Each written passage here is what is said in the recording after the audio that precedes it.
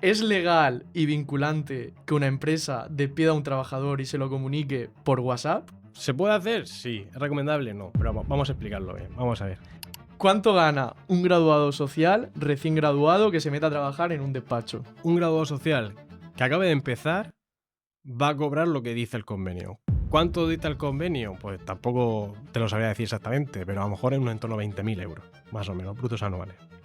Cuando yo empecé a dar clase, le dije a los alumnos, vale, la asignatura no es mía, es vuestra.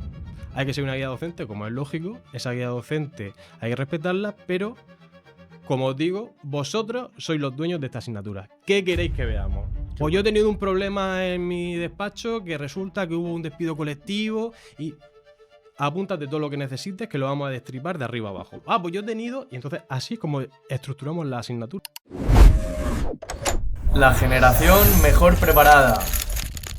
Muy buenas, episodio número 25 con Álvaro. Muchos me habéis pedido que traiga un abogado laboral y os he traído al mejor. O sea, ¿por qué? Lo voy a explicar, ¿vale? Igual el mejor es muy superlativo, pero voy a explicar por qué. Es porque Álvaro también tiene un podcast que se llama Laboralistas. Entonces, si os interesa el mundillo laboral o después de este episodio os interesa, que es lo más probable, que sepáis que lo podéis buscar y seguro que os gusta, ¿vale? Entonces, nada, vamos a empezar. En primer lugar, muchísimas gracias por venir, don Álvaro. Varias matizaciones, Juanfran, un placer estar aquí. Primero, el don, lo quitamos. Vale. Segundo, no soy abogado laboralista, Muy soy bien. graduado social, así que soy el peor abogado laboralista de la historia. Muy bien. Graduado social, soy bastante bueno, pero no soy el mejor, ni muchísimo menos. Siempre todos los días aprendo de grandes compañeros que tengo. Y luego, ya antes de enrollarme mucho más, decirte que enhorabuena por este proyecto, me encanta. Creo que estás poniendo el talento de la Universidad de Murcia al mapa mundial, y además que quede claro que no solo el talento está vivo, sino que tiene acento murciano que le da un toque todavía mucho mejor. Muchísimas gracias, tío, muchísimas gracias. Vale, por empezar por algún sitio, ¿por qué decides estudiar relaciones laborales? ¿En qué momento te parece buena idea? ¿Y qué es un graduado social? Muy buena pregunta. A ver, yo antes o sea, para contestar la pregunta te diría, todo el mundo cree que para ir a un juicio laboral tiene que ser abogado, ¿vale? Yo también lo creía, de hecho yo toda la vida me he querido dedicar al derecho laboral, no me preguntes por qué, es algo que siempre he tenido innato, pero cometí el error de querer estudiar derecho. ¿Por qué cometí el error? Porque mi madre, que es graduada social, me decía, pero vamos a ver, alma de cántaro, si soy graduada social, si quieres ser el mejor preparado a nivel laboral y de seguridad social, tienes que ser graduado social. ¿Por qué? Porque los graduados sociales somos los especialistas a nivel técnico, el nivel de cotizaciones, nóminas, altas prestaciones, etcétera, a nivel de gestión real de una empresa y luego también de parte procesal. Al final, un abogado laboralista se tiene que especializar después de estudiar Derecho, un graduado social es abogado laboralista de per se. Por eso estudié y me decanté por graduado social y porque tengo vocación innata por el derecho al trabajo. Vale, ¿y qué puede hacer un graduado social? Un graduado social somos los que gestionamos en pandemia el 80% de los ERTES, por lo tanto, gracias a los graduados sociales, salió para adelante toda esa vorágine de normativa y de incertidumbre que tuvimos. ¿Y qué hacemos los graduados sociales? Pues somos los encargados de hacer las nóminas de todos los trabajadores de este país, somos los encargados de tramitar, confeccionar y estudiar las prestaciones, las pensiones de todas las personas de este país, somos los que asesoramos a nivel jurídico, procesal, a empresas en cuanto a derecho al trabajo y seguridad social, tenemos competencia para litigar en la jurisdicción social y al final somos los expertos académicos y prácticos de todo lo que tiene que ver con el mundo del derecho al trabajo. Vale, creo que ha quedado bastante claro, pero vamos, todo lo que tenga que ver con tema del trabajo, lo llaman Graduado normalmente graduados sociales. ¿Tú o sea, empiezas la carrera sabiendo que quieres emprender o querías meterte en alguna empresa en el departamento de recursos humanos o querías trabajar en una asesoría haciendo nóminas? O sea, ¿cuál era tu idea? Mi idea es de decir que yo siempre he sido un culo inquieto, me gusta mucho el emprendimiento, pero cuando yo terminé la carrera en esa etapa de mi vida no tenía intención de emprender, tenía intención de saber si realmente la idea que yo tenía del mundo laboralista era lo que yo tenía concebido. No me decantaba absolutamente nada de recursos humanos, nunca me ha llamado la atención y sí me interesaba mucho el tema de despacho. Por lo tanto, no emprendí, directamente me puse a trabajar en una consultoría y ya al cabo del tiempo fue cuando derive en el emprendimiento. Vale, luego vamos a ir a eso, Vamos a que eso. es un tema guay. Vale, tú terminas la carrera y directamente te pones a estudiar un máster para especializarte, empiezas a trabajar y haces el máster. ¿Cuál fue un poco el recorrido que haces ahí? Pues terminé la carrera, al poquito tiempo, a los 2-3 años, fue cuando me decanté por estudiar el máster. Aquí hay una apreciación, es que nosotros ya salimos, por decirlo de alguna forma, igual que los abogados tienen la obligación de hacer su máster de acceso a abogacía y especializarse en la materia, nosotros no, nosotros simplemente salimos ya con todas las de la ley para ejercer, ¿no? Qué bueno. El- Luego, evidentemente, los máster te sirven pues, para especializarte un poco más en aquella rama de la jurisdicción social o el derecho al trabajo que te quieres especializar.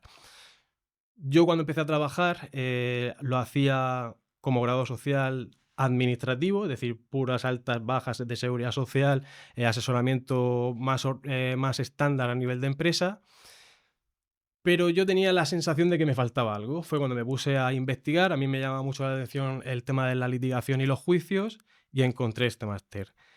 ¿Qué me aportó este máster a mi día a día profesional?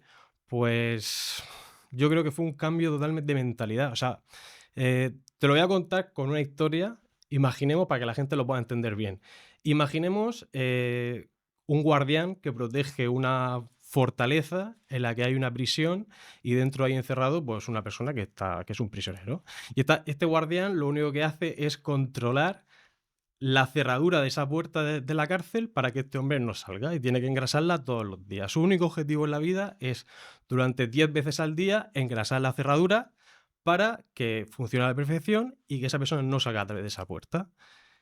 ¿Qué ocurre? Que un gran día pasó por ahí un experto espía y le dijo, oye, tu puerta está muy bien engrasada, pero que sepas que mientras tú estás mirando por el cerrojo, el prisionero está excavando un túnel para escapar por debajo de tus pies. ¿Qué quiero decir con esto? Pues que esto le pasa a mucha gente que son, en este caso, graduados sociales, que se centran únicamente en una parte de ese trabajo, que sería la confección de nóminas, y yo vi que aunque quería tener todo controlado y pensaba que controlando los contratos de trabajo, la estructura de las cláusulas y las nóminas, tenía toda la empresa salvada, pero era un error. Entonces, cuando entré en el máster de litigación laboral de la Universidad Complutense de Madrid, entre todos los profesionales que nos dieron clase, el gran Alberto Novoa nos dio una clase magistral en la que nos enseñó a cómo desmantelar un bloque sindical de una empresa sin que, aunque impugnaran esa medida, fueran incapaces de anular esa acción.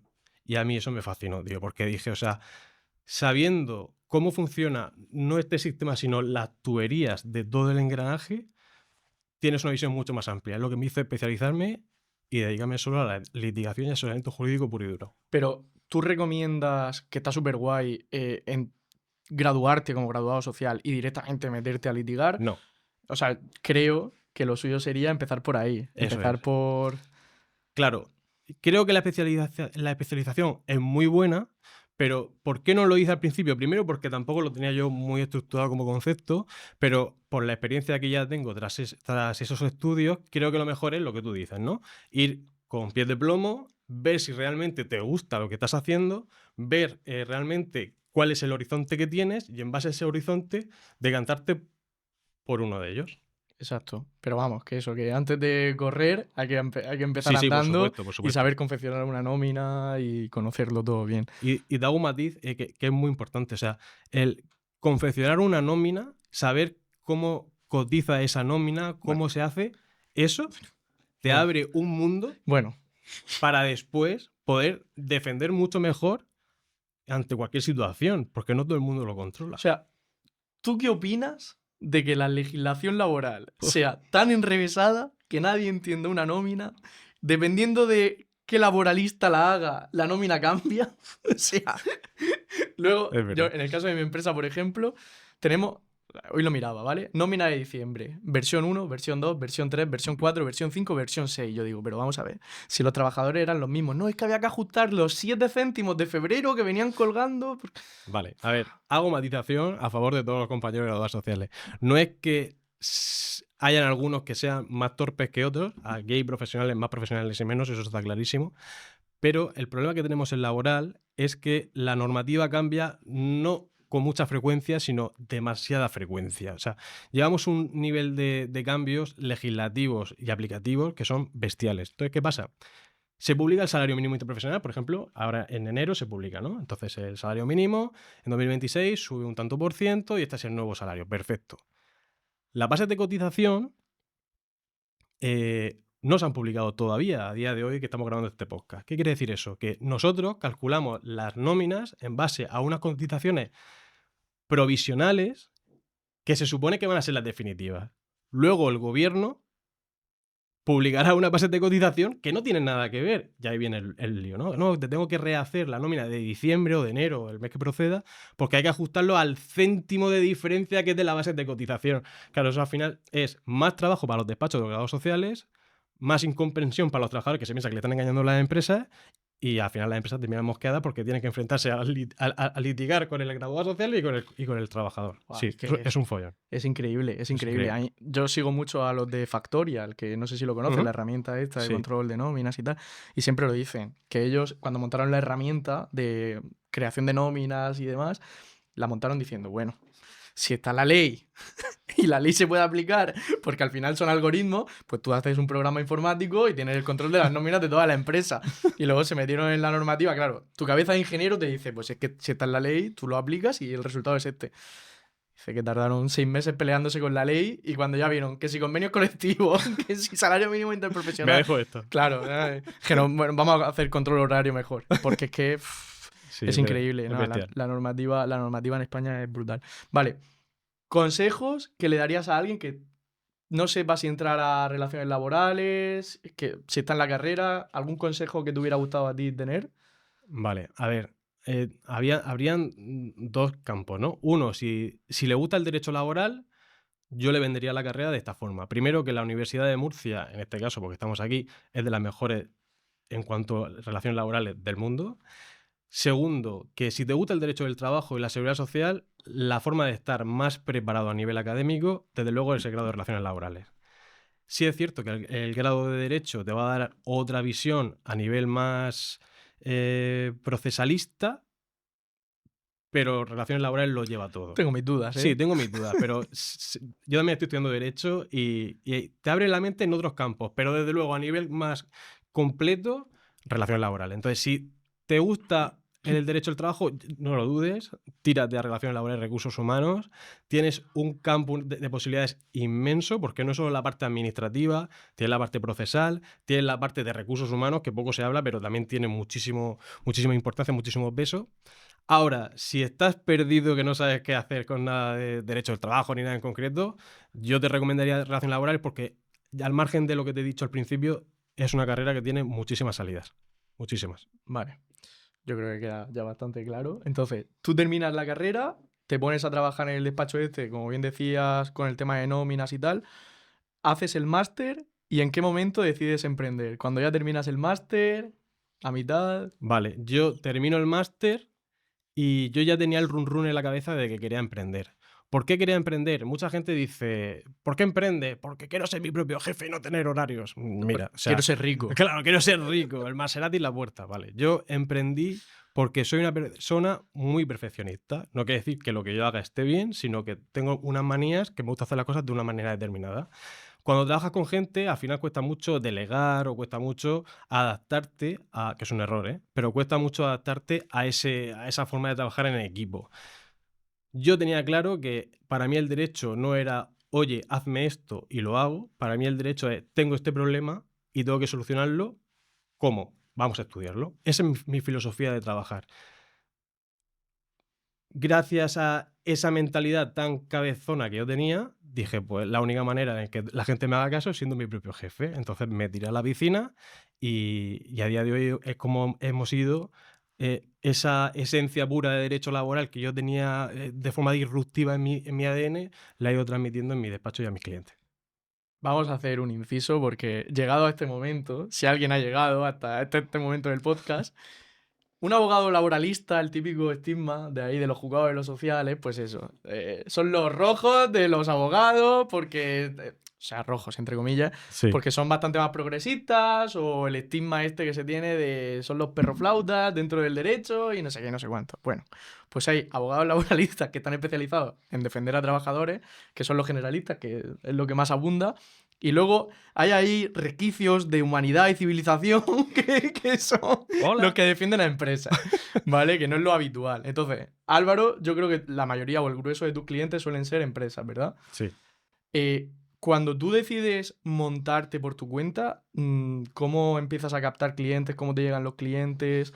Porque al final tu perfil de cliente no es el típico de pongo una valla publicitaria No. y te han despedido, llámame. Contrata a Álvaro Robles. Claro, no funciona así. No va por ahí. Pues mira, una de las cosas que yo le transmito a mis clientes y... A ver, el boca a boca funciona, ¿vale? Eso está claro. Al final, si tú haces el trabajo bien, le pones cariño, empeño y esfuerzo, pues eso más tarde que temprano, pero al final llega, ¿vale? Una de las... O sea, lo que yo le digo a mis clientes antes de meterme, como también capto más clientes, es... yo defiendo empresas y trabajadores, defiendo a los dos. Sí es verdad que mi grueso está en las empresas, pero yo siempre digo, los trabajadores tienen muchos derechos. Que no digo que esté mal que tengan esos derechos. Yo a lo mejor no quitaría ninguno. A lo mejor sí la forma en que se gestionan esos permisos y esos derechos, ¿vale? Pero igual que tienen derechos, tienen deberes, ¿vale? Parece que se nos olvida. Entonces, las empresas muchas veces dicen, claro, es que mi trabajador tiene... Ya, pero bueno, es que también tiene que hacer estas cosas. Entonces, ese ha sido mi prisma de ver las cosas de esa forma. Por tanto, creo que, teniendo en cuenta que el 80% de los juicios lo ganan los trabajadores, creo que no es porque los trabajadores sean más guapos que el resto, simplemente porque no están bien representados, ¿vale? Porque hay mucha dejadez a nivel general, por parte de todos, de asesorar de forma correcta, y las propias empresas son las que se anticipan y no quieren hacer caso a su abogado o graduados sociales que le dicen, tiene que ser cauto y hacer esto, esto y esto. Perfecto, pues yo soy la empresa topo, que lo llamo porque meto la cabeza, no hago caso a lo que me está diciendo mi asesor y hago lo que quiere y al final vienen los problemas, pero creo que las empresas tienen oportunidades reales de ganar los juicios. Y ahora, ¿cómo capto clientes? Volviendo a la pregunta, pues aparte del boca a boca, muchas redes sociales, pero no redes sociales TikTok e Instagram y de esas cosas, sino LinkedIn. Es un espacio de networking brutal. ¿Cuánto tiempo llevas siendo activo en LinkedIn? ¿Y qué es ser activo? Vale. Cuando me creé mi cuenta de LinkedIn, yo no lo sé, a lo mejor hace, yo sé, 6 años, ¿vale? Pero desde hace un par de años, más o menos, me dediqué a publicar estuve durante un año entero publicando todos los días una publicación, de lunes a lunes, todos los días durante un año sin parar, desgranando sentencias, explicando cómo se ha de aplicar eso en el día a día, porque me servía a mí para aprender, para refrescar conceptos, y una de las cosas que me gusta mucho es compartir conocimiento con el resto de compañeros. Hay una cosa que creo que todo el mundo puede estar de acuerdo con esto, que la mayoría de abogados y de profesionales del sector, graduados sociales, economistas y demás, se quieren guardar toda la información para ellos, para ser el mejor. Pero es que el problema es que siempre va a haber alguien mejor que tú, ¿vale? La mejor forma de hacer un buen trabajo es compartiendo con los demás, porque yo, gracias a compartir durante un año todos los días, he conocido una cantidad de gente que me ha retroalimentado de muchísima información que me han hecho crecer como profesional y también de conseguir clientes. Efectivamente. Volviendo al tema del emprendimiento, ¿tú le recomendarías a alguien que ha estudiado relaciones laborales que emprenda? Vale, buena pregunta. Yo recomendaría emprender a alguien que ha estudiado relaciones laborales, pues sí y no.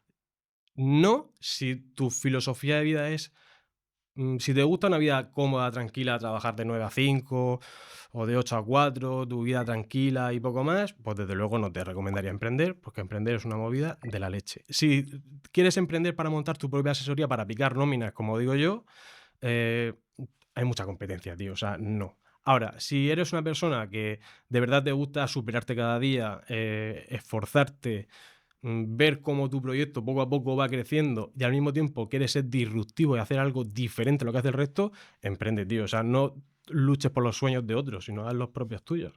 Totalmente, totalmente. Vale, arrancas el despacho y en 2, 3 años, con tu colega Elías, ahí en Galicia, montáis el podcast de Laboralistas. ¿Por qué surge la idea? ¿Cómo fue el montar el podcast? Y lo más importante, ¿os ha traído negocio? Vale, vamos a ver. Como te decía, estuve publicando contenido un año entero todos los días y gracias a compartir eso y conocer muchísima gente, conocí a Elías. Yo tenía ya en mente crear un podcast, iluso de mí, porque decía, uff, publicar todos los días, que me lo digas tú también, publicar todos los días es un coñazo de la leche, pero claro, lo que no sabía que tener un podcast era todavía peor, pero bueno. Yo tenía intención de montar un podcast yo solo, además, y conocí a Elías a través, ya te digo, de publicaciones, yo lo seguía, él me seguía, y me escribió y me dijo, oye, ¿quieres hacer un podcast de laboral? Digo, joder, tío, si yo también quería hacer un podcast de laboral. Nos pusimos de acuerdo y hasta el día de hoy llevamos ya, este mes hacemos un año del podcast. ¿Nos trae clientes? Pues sí, no directamente, oye, te he visto en el podcast, pero sí mucha relación de, oye, tengo un pleito, por ejemplo, en Murcia. Pues mira, conozco una persona que tiene un podcast, que esta persona tiene autoridad y me fío de él sin que me conozca en persona y me han derivado clientes. Así que sí, se hace negocio. Yo, por ejemplo, Por ejemplo. yo voy a contar la historia de cómo conocí el podcast, porque es que además es un podcast muy de nicho. Ya se lo he contado justo antes de empezar. Yo estaba en TikTok y me salta una chica y me dice, si estás estudiando Derecho o te interesa el mundo jurídico, estos son los 5 podcasts que deberías conocer. Número 1, no sé qué. Número 2, Laboralistas, un podcast especializado en Derecho. Y yo quería traer a alguien laboralista al podcast y me meto y el primero que veo, Álvaro, Laboralistas, de Murcia. Digo, no puede ser, ya está. Perfecto, ¿eh? Tiene que venir seguro.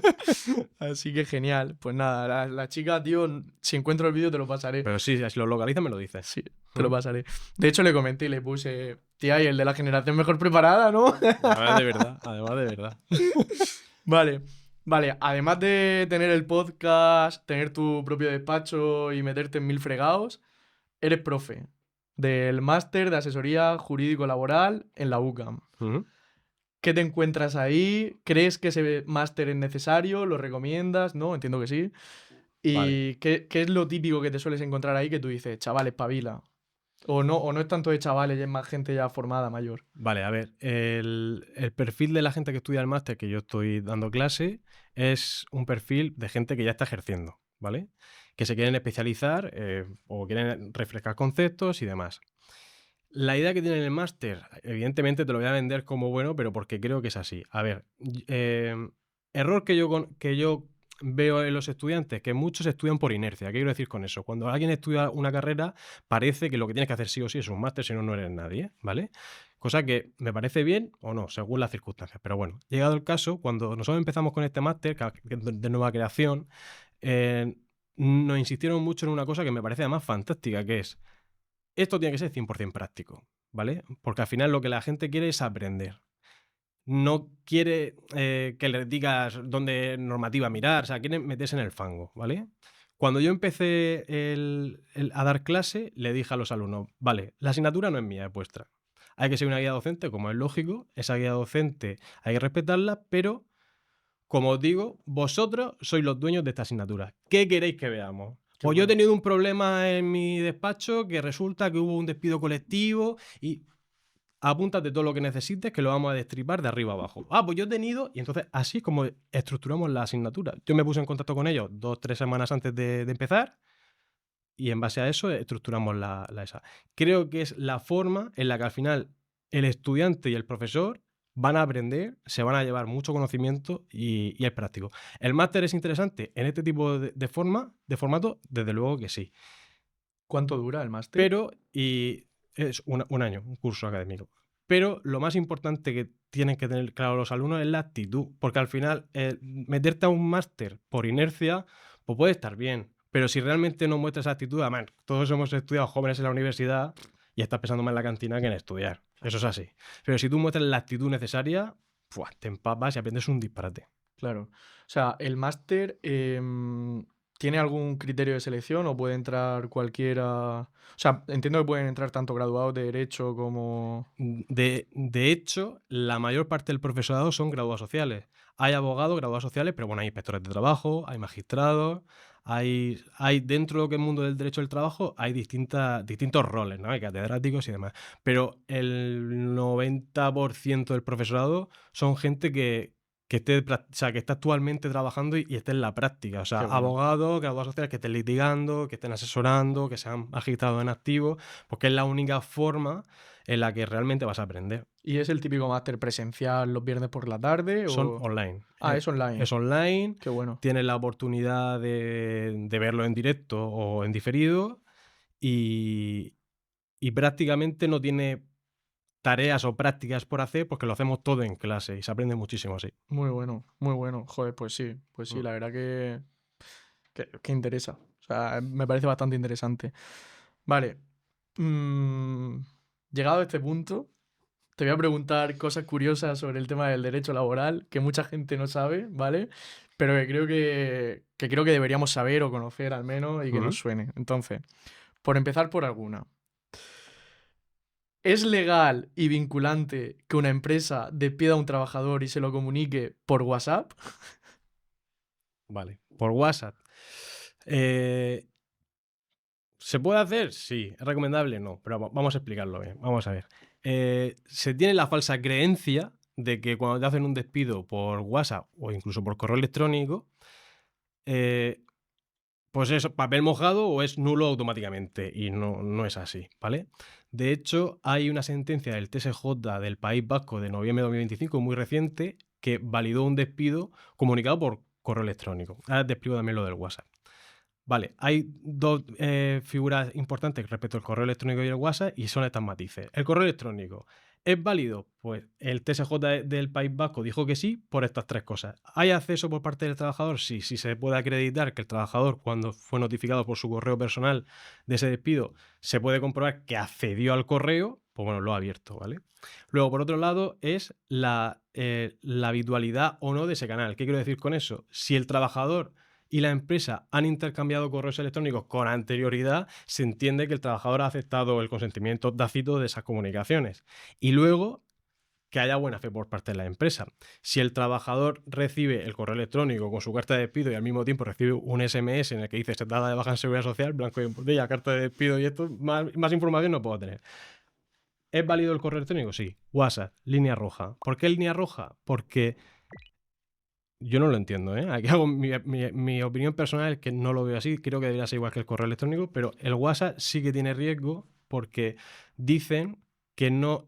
Para que un WhatsApp sea acertado se necesita que sea idóneo, auténtico y al final viable. Y esas tres matices no se suelen dar. ¿Hay que hacer un despido por WhatsApp? Yo no lo haría. ¿Por qué? Porque casi seguro que te lo van a tumbar. Ahora, ¿sirve eso como prueba en un juicio? Sí, con matices. ¿En qué matices? Normalmente, o yo me suelo encontrar profesionales que presentan un documento en un juicio con capturas de pantalla de WhatsApp. Que eso es más falsificable. Efectivamente, no. Un WhatsApp es muy, muy volátil y muy fácil de manipular, ¿vale? Entonces, que tú aportes eso, si la parte contraria no te lo impugna, el juez puede darlo por válido y valorarlo, ¿no? Como prueba. Ahora, si te lo impugnan, ahí tiene el problema. Entonces, ¿qué recomiendo yo? ¿Se puede aportar un WhatsApp a un juicio? Sí. ¿Cuál es la mejor forma de hacerlo? Mediante un acta notarial que acredite que eso que aparece es real, ¿vale? Incluso Y que hace para el notario con el móvil y le con el móvil y enseña. que se ponga a leer, Y que efectivamente, y sí, que coteje y todo eso. qué bárbaro. O un informe pericial, ¿no? Un informe Vale, vale. que al final un perito diga pues, que eso es así. Incluso con cotejo del letrado de la Administración de Justicia en sede judicial Sí. que compruebe, ¿no? Eso sí. Pero vamos, desde luego, en un papel, llevarte la captura, que lo hace la gran mayoría de gente, yo no lo haría. Vale, teniendo en cuenta esto, explica qué es lo que debes cumplir para despedir a un trabajador, porque hay gente todavía que no se entera. ¿Qué tienes que cumplir para despedir a un trabajador? Bueno, desde hace un par de años, que esto es muy importante, existe desde noviembre del 24 el conocido como trámite de audiencia, ¿no? La audiencia previa, que es que tú no puedes despedir de forma disciplinaria a un trabajador sin que exista la posibilidad de que éste se defienda, ¿vale? Eso es muy importante. Si anulamos ese o no llevamos a cabo ese trámite, el despido por falta de forma se declara improcedente. ¿Qué hay que hacer para despedir a un trabajador? Pues primero, que cometa una sanción disciplinaria que esté tipificada en el convenio colectivo. Sabemos que los convenios colectivos en su régimen disciplinario tienen tres tipos de sanción, ¿no? La leve, grave o muy grave. Muy importante las prescripciones de cada una de ellas. Y en base, si viene recogido en nuestro convenio, que por norma general sí, y si no, podemos ir al Estatuto de los Trabajadores, ver si ha cometido algún hecho tipificado en alguna de esas sanciones. Vale, y entonces despido procedente y tengo que darle el trámite de audiencia. Tengo que dar el trámite de audiencia antes de hacer el despido. O sea, en el trámite de audiencia hay que hacer un acta, ¿no? Donde firmen los dos y demás. El trámite de audiencia es la antesala que puede llevar a una sanción. No digo que sea un despido, pero puede ser una falta muy grave, ¿no? Supresión Sí. de empleo y sueldo o un despido. Lo normal es que sea un despido.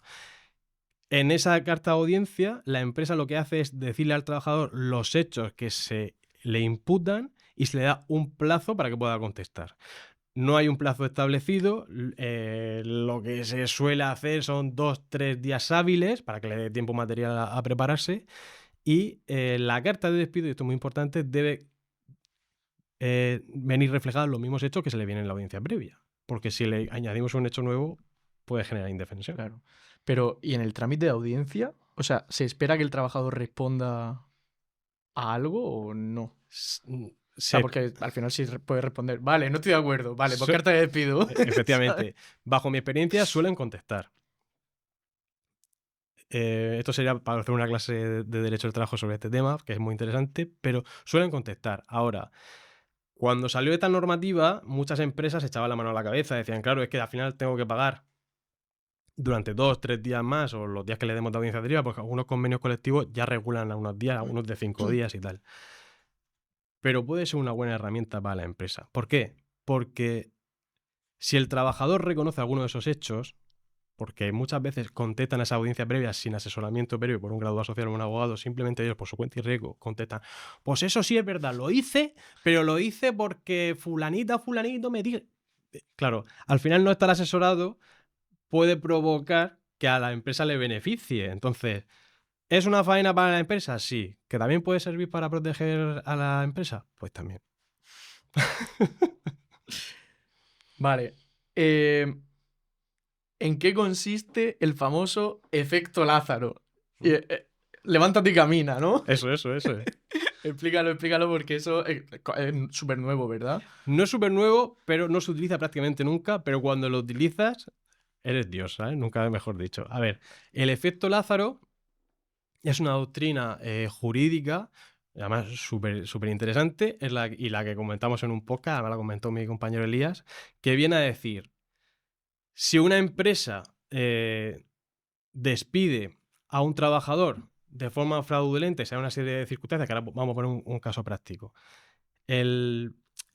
todos los actos o las acciones judiciales en laboral tienen una serie de plazos, ¿no? Los despidos son 20 días. Pues si se comete este tipo de fraude, es como que el plazo procesal que se ha pasado revive, pues eso se llama efecto Lázaro, y el trabajador tiene herramientas para volver a impugnar. Caso práctico, una sentencia, creo que fue el TSJ de Galicia, que es súper innovador en este tipo de cosas, lo que hizo fue, empresa cierra, despide a todos los trabajadores y uno de los trabajadores es una mujer embarazada, ¿vale? Pues cierra, ya a los 3-4 meses, no recuerdo, un tiempo sustancial, abre el mismo negocio, con el mismo CIF, en la misma localidad, pero en un sitio totalmente distinto, en otra ubicación, y contrata a todos los trabajadores menos a la trabajadora. ¿Qué ocurre? Que habían pasado más de 3 meses desde esos despidos, por lo cual ya no se podría demandar por los 20 días que han transcurrido. La trabajadora interpuso demanda de despido y al final el TSJ aplicó el efecto Lázaro. Es decir, claro, o sea, lo que usted no puede hacer es cargarse a toda una plantilla porque hay una persona que le molesta especialmente, en este caso una mujer embarazada, y querer empezar por la punta con los trabajadores buenos para usted. Entonces, revive ese plazo de actuación judicial. Vale, yo había leído algo que era como que un trabajador estaba en la baja, terminaba la baja, el plazo de baja, y le pedían como reincorporarse. Sí, al final es eso, ¿no? Cuando la empresa omite un trámite o hace comete un fraude de ley de forma flagrante y el trabajador no ha tenido por estas circunstancias posibilidad de demandar, como en el caso de la embarazada, porque se enteró con posterioridad, sí te permiten revivir ese plazo procesal. Vale, pues interesante. Muy interesante. Muy bien. Te voy a preguntar la sentencia Cana Negreta. No sé si lo estoy diciendo bien. Cana Negreta, sí. Eso, o sea, explícanos eso, porque creo que es europea, ¿verdad? Sí, es de la Unión Europea, del TJUE. Vale, a ver, eso va vinculado a la incapacidad permanente, ¿vale? Antes, había un artículo el artículo 52.1g, creo que era, si no me falla la memoria, del estatuto. Bueno, creo que era este artículo que permitía, cuando un trabajador era declarado en incapacidad permanente, que la empresa automáticamente finalizara su contrato, ¿vale? Se extinguía la relación laboral porque no podía trabajar porque está en incapacidad permanente y ya está. El trabajador se iba con una mano adelante y otra detrás, entre comillas, con su prestación. Esta sentencia lo que viene a decir es, no, eso no se puede. O sea, esa regulación española nos estamos pasando de frenada. ¿Qué hay que hacer ahora? Se modificó, de hecho, a raíz de esta sentencia, el artículo 49 del Estatuto, 49.1c, efectivamente, que lo que viene a decir es, cuando una persona es declarada por el INSS en incapacidad permanente, la empresa, hay dos posibilidades. Una, si hay mejoría de esa incapacidad permanente, que a veces suelen haberlo hasta un plazo de 2 años, simplemente se suspende el contrato y cuando pase el tiempo prudencial, pues ya veremos. Claro. Ahora, si no se puede, o sea, si directamente esa incapacidad permanente es definitiva, la empresa no puede extinguirte el contrato directamente. Lo que tiene que hacer es, primero, decir al trabajador, oye, ¿tú quieres que te reubiquemos o veamos si tu puesto puede ser adaptado? Pues sí, hay un plazo de 10 días, pero bueno, sí. En el caso que el trabajador diga que sí, pues el servicio de prevención tiene que hacer un informe y evaluar el puesto para ver si ese puesto que él tenía ese trabajador en concreto se puede adaptar o se puede reubicar en otro porque ese puesto no se pueda. Si no se hace eso y se extingue el contrato, se aplica la sentencia acá negreta y ese despido, o sea, no es una extinción, es un despido discriminatorio. O sea, que al final la empresa... Y tiene que pagar la indemnización la empresa, entiendo. Claro, sería como un despido injustificado. Claro. Y además, casi con toda seguridad, bueno, es 100%, sería un despido nulo por discriminación a una persona enferma. Buah. Entonces hay que estar muy bien asesorado en eso para no meter la pata. La forma de evitarlo es proponerle al trabajador reubicarlo. Sí, y además... Y que el trabajador diga que no quiere reubicarse. Claro, si el trabajador dice que no, se extingue. Claro, se ¿vale? extingue sin... Pero si el trabajador sí quiere mantener el empleo, hay que decir al servicio de prevención que haga ese informe y luego intentar, o sea, demostrar a la empresa que ha hecho realmente todas las adaptaciones posibles. Es que, tío, es que... Si no se hace esa adaptación y se puede acreditar, en un juicio va a ser una extinción, o sea, va a ser nulo. Vale. Tú imagínate que el 90 y pico % del tejido empresarial español son pymes. Pero pymes, que es que aquí hablamos de pymes y es que pymes puede ser el bar que hay debajo de mi casa. Vale, entonces, si la cafetería del bar de debajo de mi casa, que tiene un camarero, da la casualidad de que tiene un accidente en el coche y tiene una incapacidad permanente y dice que le quiere que lo reubiquen, ¿qué va a decir? Claro, ahí o sea, hay, a ver... Pero es que la empresa tiene la obligación, tendrá que pagar al servicio de prevención de riesgos para que elabore el informe que le costará tanto. Eso es. Para que diga que no se puede reubicar. O que sí, pero vamos, entiendo que no. Sí, al final te retrasa y tienes a un trabajador, hablando claro, que está vinculado, creando una antigüedad en la empresa. Al final es un perjuicio porque ese trabajador no va a continuar, o puede ser que no continúe, mejor dicho. Ahora, por mi experiencia, yo cuando esto ocurrió, además en el podcast lo comentábamos mucho, creíamos que esto iba a traer muchos problemas judiciales, que esto iba a ser un chorreo de sentencias y todo lo contrario. O sea, la mayoría de los trabajadores o no quieren trabajar o son conscientes. O sea, vamos a ver, si lo que tú dices, yo trabajo en un bar, ¿qué me vas a poner? Yo qué sé, un trípode que me maneje para poner caña. Pues si es que no puedo, ¿no? Entonces, al final se suele extinguir la relación sin mucho problema. Vale, pero bueno, que lo sepan las empresas porque... Estoy toda la razón con lo que dices. O sea, es que... Tío, de verdad que están las cosas. Vale, te voy a preguntar por la pasta, ¿vale? Vale. ¿Cuánto gana un graduado social recién graduado que se meta a trabajar en un despacho? Vale, a ver. Un graduado social que acabe de empezar va a cobrar lo que dice el convenio. ¿Cuánto dicta el convenio? Pues tampoco te lo sabría decir exactamente, pero a lo mejor en un entorno de 20.000 euros, más o menos, brutos anuales. ¿Cuánto puede ganar un graduado social o un abogado laboralista, que al final se rige por el mismo convenio prácticamente, que sea senior en un despacho estándar, en una plaza como puede ser Murcia? Pues tampoco mucho más allá de eso, a lo mejor entre 25, 30, 35.000 euros brutos, te estoy hablando de Murcia y de esas circunstancias. Así que por ahí más o menos iría la media. Vale. Y lo que interesa es facturar. Lo que interesa es facturar, sí. Hacerse socio y facturar, vale. ¿Alguna anécdota tú que te has enfrentado a elaborar convenios sindicales y todo este tipo de cosas, que seguro que habrás visto cosas de todos los colores, concursos de acreedores, vamos. O sea, lo que tú tienes que haber visto no se podrá decir ni por Tendría la que boca. matarte de alguna cosa. Claro, tío. ¿Nos puedes contar alguna anécdota que tú digas? Buah, es que no se me ocurre ninguna, pero esto no se me olvida.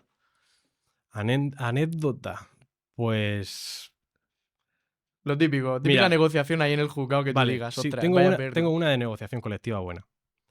Y además fue hace tampoco muchos meses. Bueno, un cliente, empresa, que tenía, no me acuerdo si eran 23 o 25 trabajadores, unos 25 trabajadores, que estaba bastante mosqueado porque su asesoría le decía que, como querían despedir a una serie de trabajadores, le decían que, bueno, pues que despidiesen a los trabajadores haciéndole despidos objetivos y disciplinarios sin causa, que le pagaran la improcedencia del despido y bueno, pues se quitaba ese problema. Y ya después saldría al juicio y ya pagaría la indemnización, Aquí ¿no? viene lo chulo de la historia. Entonces, examinando eso, vimos que el problema real era que tenían que haber pagado, si hubiesen hecho esa maniobra, cerca de 410.000 euros, es mucha pasta. Vale, ¿qué ocurre?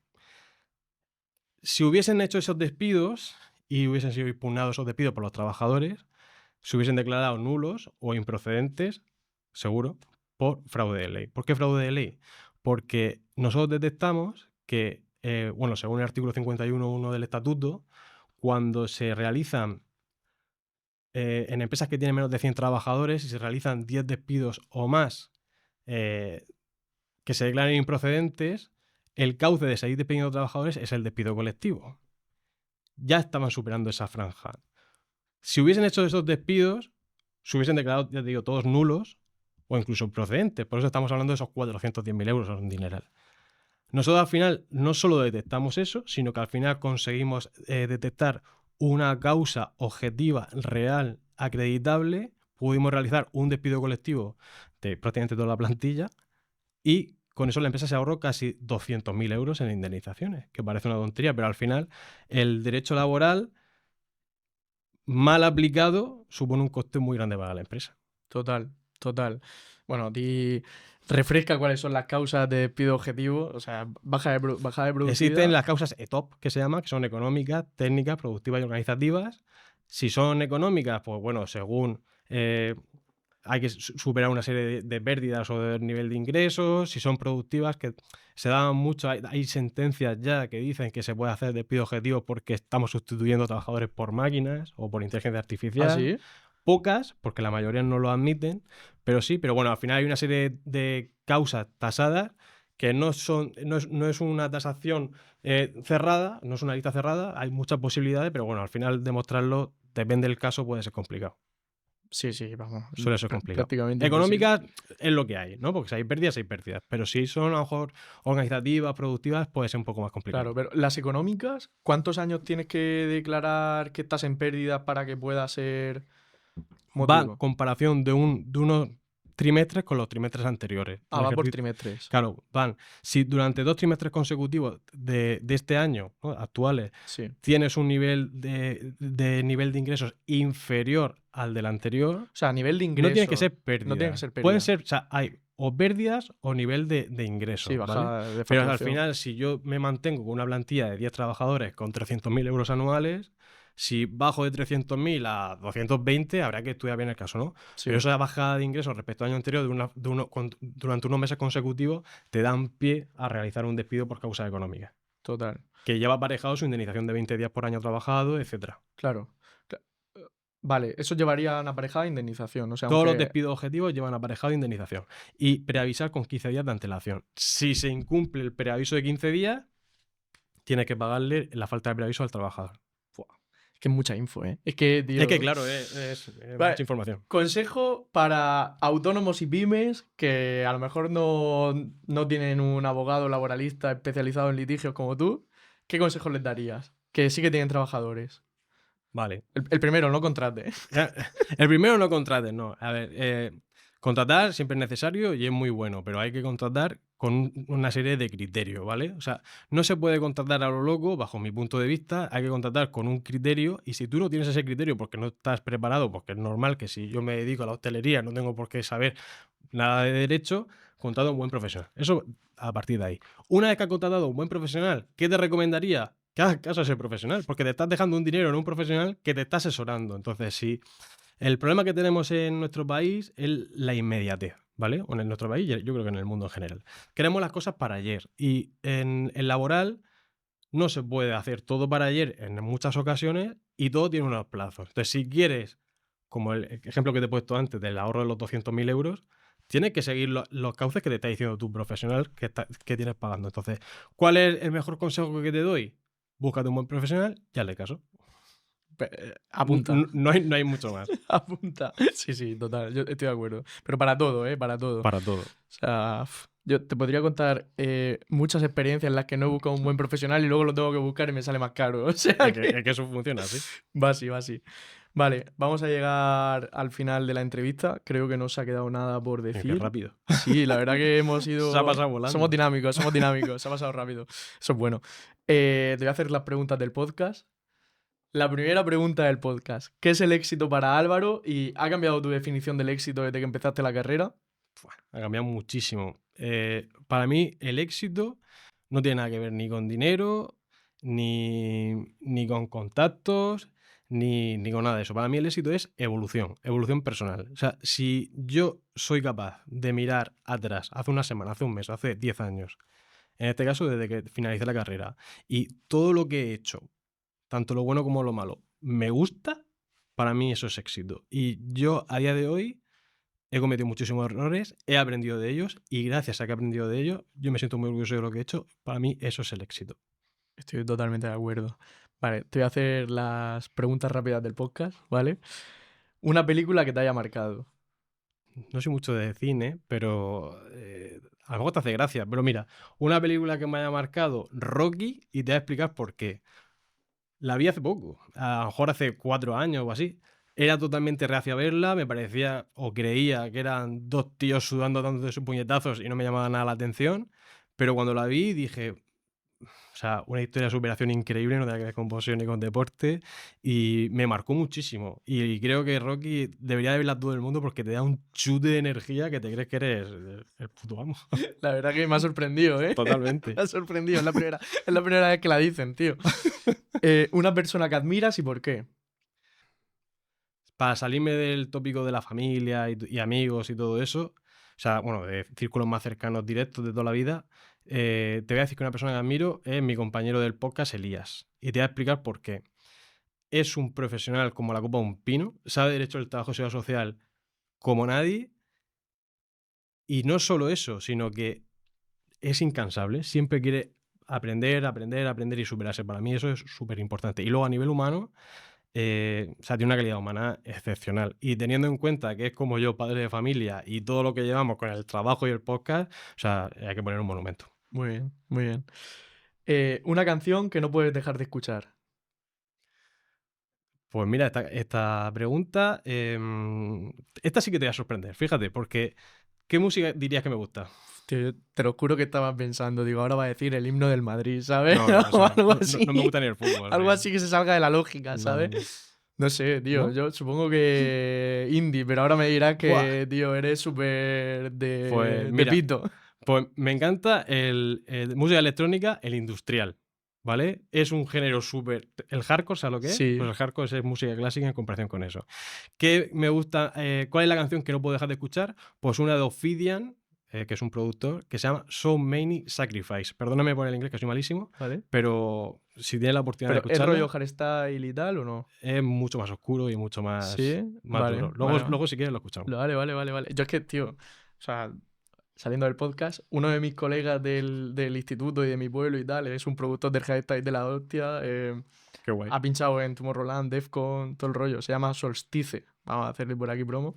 Pues antes de que cambie, que me viene a huevo, nunca mejor dicho, te he dicho que era muy emprendedor de toda la vida. Pues cuando yo era adolescente, desde los 13, 14 años hasta los casi ya 20, teníamos un grupo de música, trabajamos en la radio Loca FM, pinchábamos música hardcore Ostras. y hemos pinchado en muchísimas discotecas de España. Así ¿Sí? que, sí. Lo que pasa es que lo dejamos por centrarnos un poco más en la vida. No te pega nada, Pero tío. sí. No te- Aquí me estoy desnudando contigo, no te Pero pega nada, macho. luego dirán, madre mía, un laboralista hardcolero. Pues, Buah, pues tío. es lo que hay, lo siento. Joder, tío, no te pega nada, macho. Vale, un lugar que siempre te inspira. Lugar, montaña. ¿Con qué? Con moto. Soy muy motero. Me gusta mucho la montaña. Muy bien, qué guay. ¿Y a quién nominarías como próximo invitado del podcast? Pues nominaría a un gran amigo mío que se llama Pablo Enrique Ramírez Pino, alias Paquique.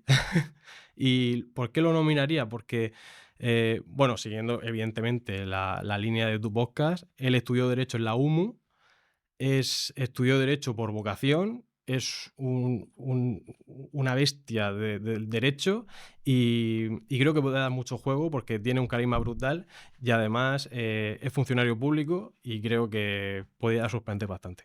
Sí, estás nominado. O sea, ya lo sabes, tío. Vente por aquí cuando quieras, que eres bienvenido. Así que nada, pues vamos a llegar al final. Muchísimas gracias Qué de pena. nuevo, Álvaro, tío, de verdad. O sea, súper cómodo y súper guay. A ti. Súper diferente lo que has contado. Y nos vemos en la cárcel. Nada, tío. Eso. Muchas gracias. Muchas gracias.